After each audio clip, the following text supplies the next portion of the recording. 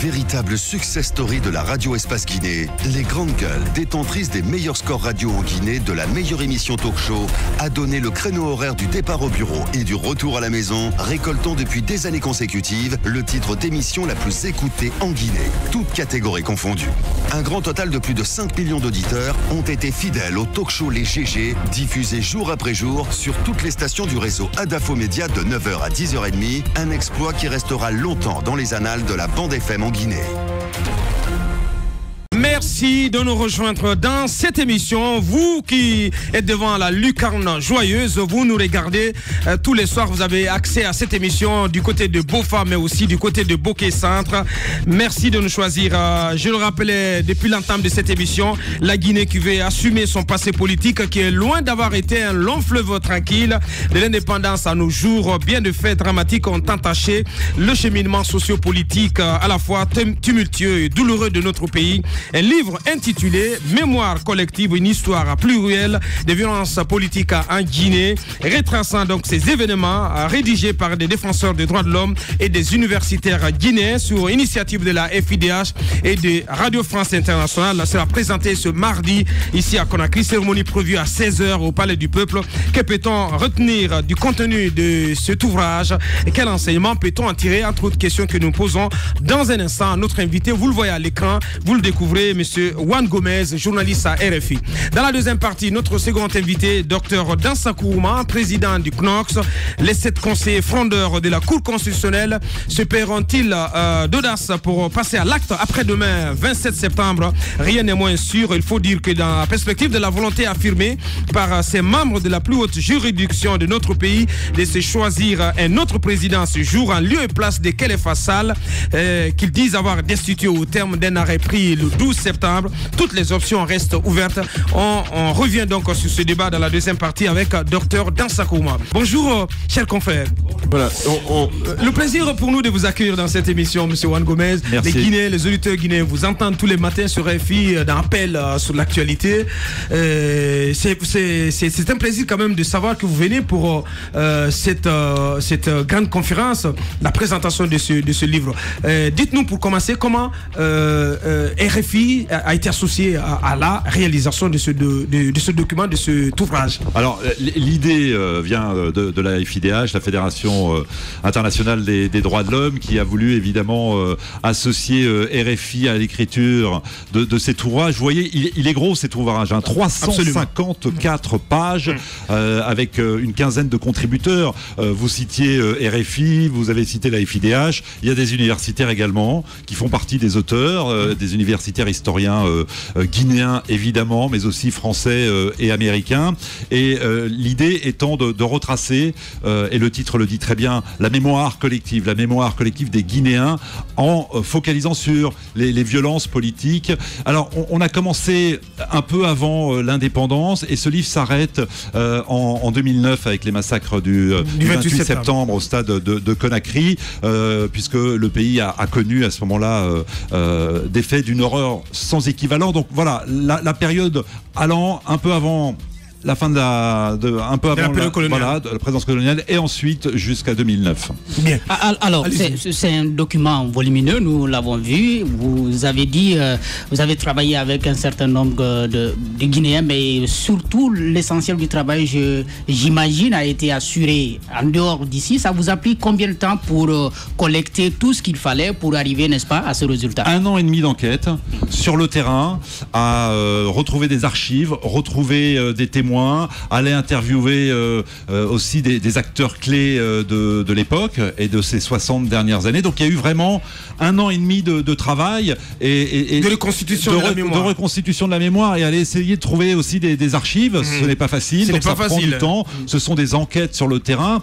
Il y a quand même en tout 15 personnes qui ont travaillé à l'écriture de cet ouvrage, avec nos correspondants évidemment de RFI, Mokhtar Ba et Carole Valade, mais aussi des journalistes de RFI qui ont quitté Paris ou là où ils sont en poste sur le continent africain pour venir travailler de longues semaines ici sur le terrain. Allez-y, Tamba. Des journalistes étrangers qui travaillent, et aussi guinéens qui travaillent à la rédaction de cet ouvrage-là, des historiens, vous en avez parlé, des historiens français et américains. Est-ce que vous n'entrevoyez pas à cela le risque de tordre un peu notre histoire? Et est-ce qu'on a des chances de parvenir à une histoire qui soit originale et authentique. Si elle n'est pas entièrement pensée et écrite par des Guinéens? Alors ça, je vous laisse vous-même juge le soin, il faut avoir lu ce livre, et je renvoie j'ouvre une parenthèse, les auditeurs et les spectateurs à ce livre qui est consultable dès maintenant sur Internet. Il y a une adresse qui est très simple à retenir, www.mémoire-collective-guinée.org, et je pense que chacun se fera, en lisant cet ouvrage, sa propre opinion. L'idée, effectivement, c'était de ne pas, parce que je vois bien derrière votre question, d'être partisan, d'aller favoriser une période au détriment d'une autre, ou de falsifier un pan de l'histoire. Voilà, je comprends tout à fait, et c'est une remarque légitime, qui est normale. Vous savez, nous-mêmes en France, on a aussi du mal à écrire des parties, des morceaux de notre histoire, ne serait-ce que la guerre d'Algérie, par exemple, encore aujourd'hui. Voilà. Donc, mais la remarque est légitime. L'idée de RFI et de la FIDH, c'est justement, et avec les universitaires qui nous ont aidés, évidemment, c'est d'essayer de se placer au-dessus et d'être au plus proche, évidemment, de la réalité. Alors, je tiens à préciser quand même une chose, c'est que vous m'interrogez comme si j'avais moi-même été l'un des auteurs de ce livre. Je ne suis, et vraiment mon travail n'est que d'animer la cérémonie de ce soir. Je ne suis qu'une pièce rapportée dans cette aventure où on m'a demandé et on m'a fait confiance pour animer la cérémonie de ce soir. Et d'ailleurs, si ceux qui nous écoutent et nous regardent sont intéressés, ils sont les bienvenus. C'est ouvert à tout le monde, et on va terminer la cérémonie. Entrée gratuite, évidemment. Et on terminera la cérémonie avec une partie interactive. C'est-à-dire que le public va pouvoir poser des questions aux auteurs qui sont sur scène, qui seront sur scène à mes côtés. Donc voilà, cette question mérite d'être posée, et venez tout à l'heure et vous pourrez directement la poser aux auteurs. Bien. Alors, je vous êtes allé fouiller jusque dans les entrailles de notre histoire avant la période d'accession à notre indépendance. Mais justement, la présentation de cet ouvrage coïncide donc à l'an 60 de notre accès à l'indépendance. Est-ce que c'est fortuit? Je pense que c'est fortuit. Là, vous me posez une question. Encore une fois, je suis une pièce rapportée. Oui, on choisit 60 ans d'indépendance pour. C'est un anniversaire. C'est quand même une date clé. Il y a des dates marquantes. 50e anniversaire, un demi-siècle, 60 ans. Voilà, ce sont des chiffres ronds. Vous-même, j'imagine, en tant que journaliste, vous allez accorder davantage d'importance à un chiffre rond, le 60e anniversaire, qu'au 58e, qui certes est un jour important dans l'histoire nationale de votre pays, mais le 60e a une ampleur beaucoup plus importante, parce que voilà, ce sont les chiffres ronds qui font. Alors cette question, Monsieur Gomez, pas en tant que personne qui a participé à la rédaction de cet ouvrage, mais en tant que journaliste qui pourrait analyser une situation. L'histoire de la Guinée est très ambiguë quelquefois. Ici, chacun a sa façon de relater l'histoire selon qu'on a été victime ou pas. Et j'imagine, comment pensez-vous de toute cette synthèse? Comment est-ce qu'on a pu, en tout cas, écouter les uns et les autres, pouvoir synthétiser de sorte à donner un document dans lequel tous les Guinéens pourraient se reconnaître? C'est tout le travail de l'équipe, et c'est pour ça que ça a pris du temps. Le temps, les 1 an et demi, ce n'est pas juste aller chercher des documents. Vous pensez que c'est suffisant, un an et demi, pour reconstituer la mémoire de tout un pays sur 60 ans? Alors, il ne s'agit pas... Sur plus de 60 ans même. Ça date d'avant l'indépendance. À partir de 54, pour être précis. Il s'agit de la mémoire d'un pays concernant les violences politiques. Vous voyez, ce n'est pas l'histoire intégrale de la Guinée. On a pris une des thématiques de l'histoire d'un pays. C'est qui foisonne des biens de fait, franchement. Oui, bien sûr. Alors on voit bien.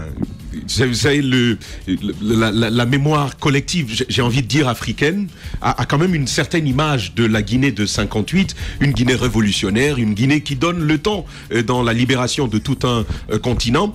Mémoire collective, et ça touche finalement à des violences politiques, donc des pages sombres de notre histoire. J'ai envie de dire, on a choisi sciemment de présenter une image sombre de la Guinée en l'an 58, après 60 ans de son indépendance, on a choisi de présenter une Guinée qui a fait mal à ses fils, plutôt que d'une Guinée qui a eu quelque chose à présenter aux autres, à donner au concert des nations. L'image d'une Guinée heureuse, souriante, belle, fascinante. Parce qu'elle l'a été aussi. J'entends votre remarque, et là aussi, je pense que ceux qui sont le mieux placés pour répondre à cette question, ce sont les initiateurs du projet, la Fédération internationale des droits de l'homme. Le choix de langue, là. Le choix de langue. Mais vous savez, moi je viens ici, j'ouvre une petite parenthèse et je prêche aussi pour ma propre paroisse. Je viens ici pour animer cette cérémonie, et en même temps je vais enregistrer des émissions au Centre culturel franco-guinéen, et l'une des émissions portera justement sur ces 6 décennies d'indépendance. Comment le pays a-t-il géré son indépendance?